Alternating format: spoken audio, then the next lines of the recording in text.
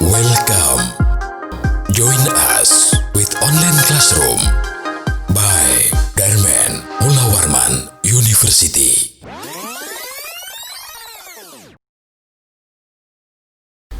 Assalamualaikum warahmatullahi wabarakatuh. Saudara mahasiswa, kita kembali lagi berjumpa dengan Anda di dalam bahasan kita kali ini, melanjutkan dari pertemuan-pertemuan yang lalu, dan tentunya Anda bersama dalam mata kuliah Statistik Pendidikan, khususnya adalah bagi pendidikan ekonomi.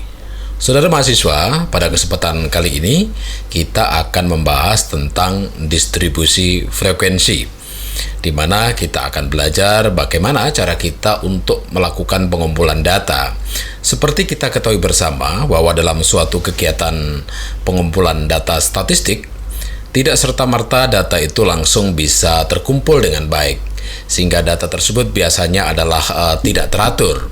Kita sebagai seorang peneliti bertanggung jawab bagaimana cara kita untuk mengumpulkan atau mengkategorikan data itu sehingga mudah untuk dipahami.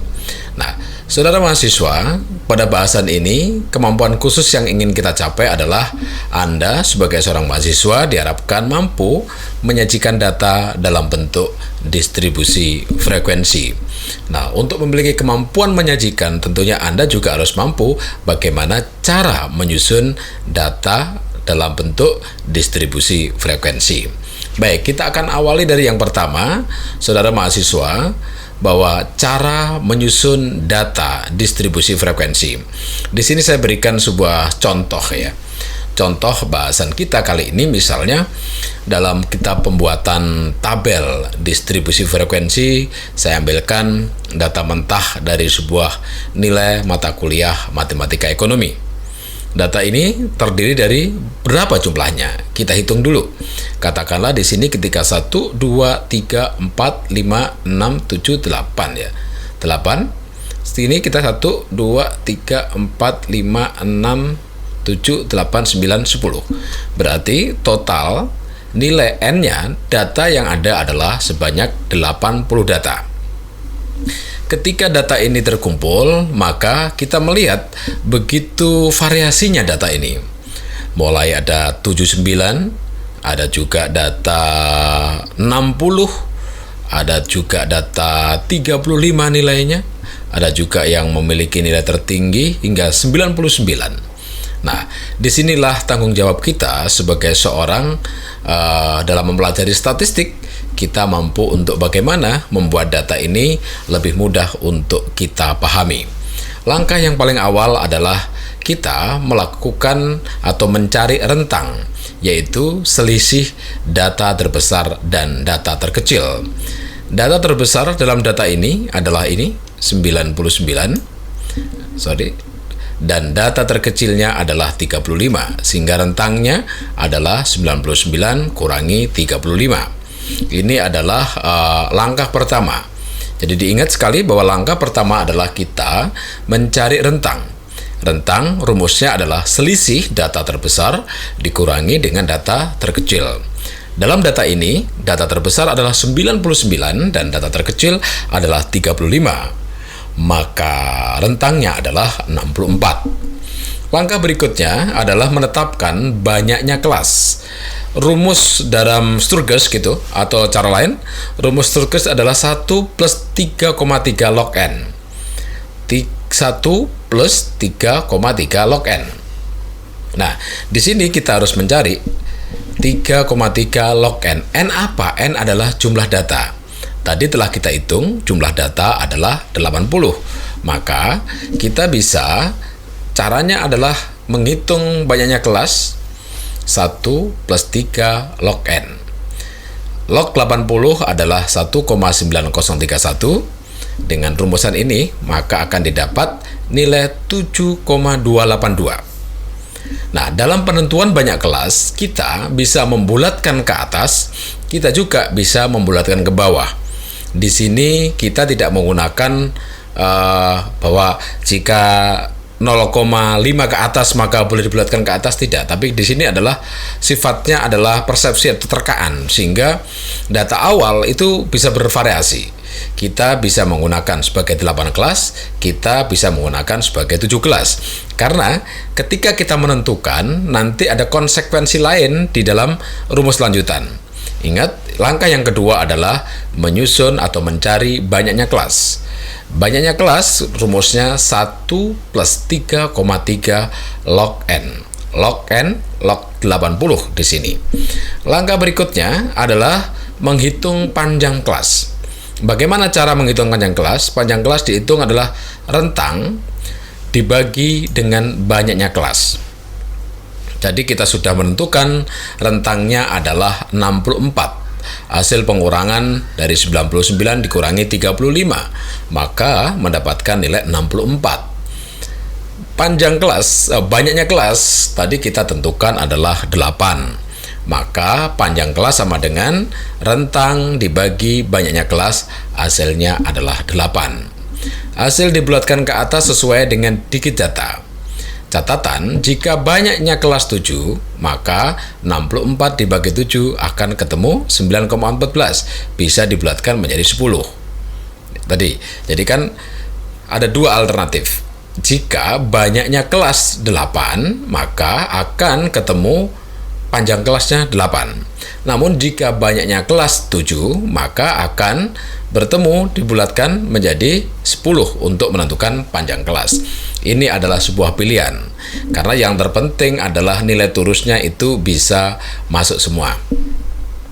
Baik, berikutnya setelah kita menentukan panjang kelas yang dihasilkan dari rentang dibagi banyaknya kelas, kita menentukan interval ujung bawah dan ujung atas di kelas intervalnya.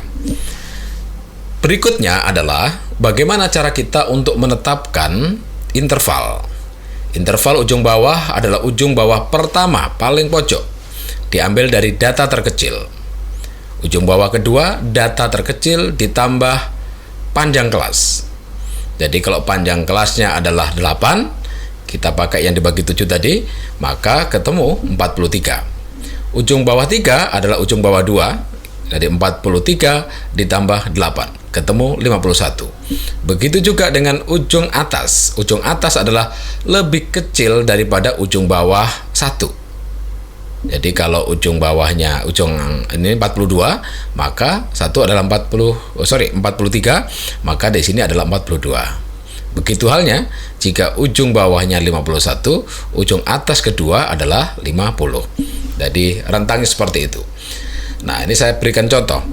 Setelah kita bertemu dengan data sebanyak 80 tadi, maka kita akan masukkan satu persatu, di mana data tersebut akan kita hitung. Misalnya katakanlah di sini panjang kelasnya adalah 8, banyaknya kelas adalah 8, interval dimulai dengan angka 35.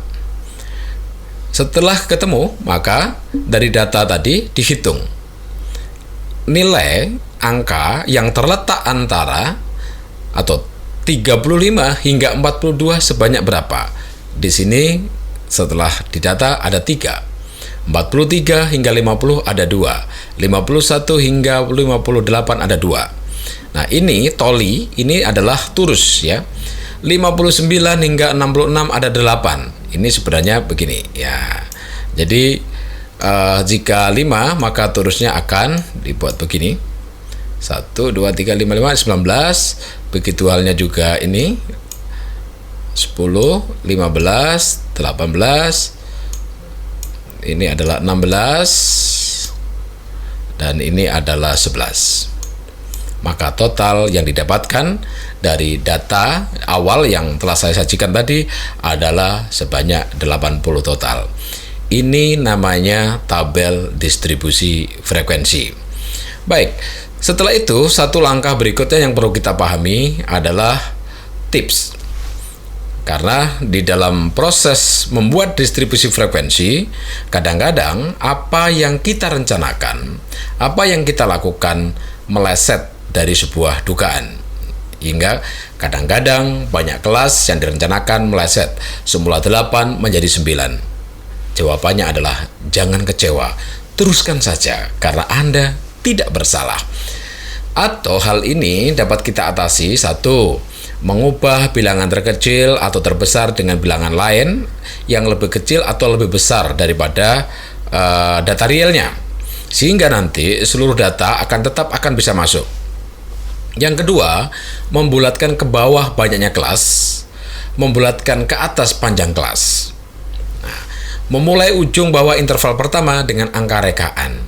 Jadi intinya saudara, bahwa dalam pembuatan distribusi frekuensi adalah bagaimana seluruh data itu bisa masuk semua, bisa terangkum di dalam tabel distribusi yang telah Anda buat.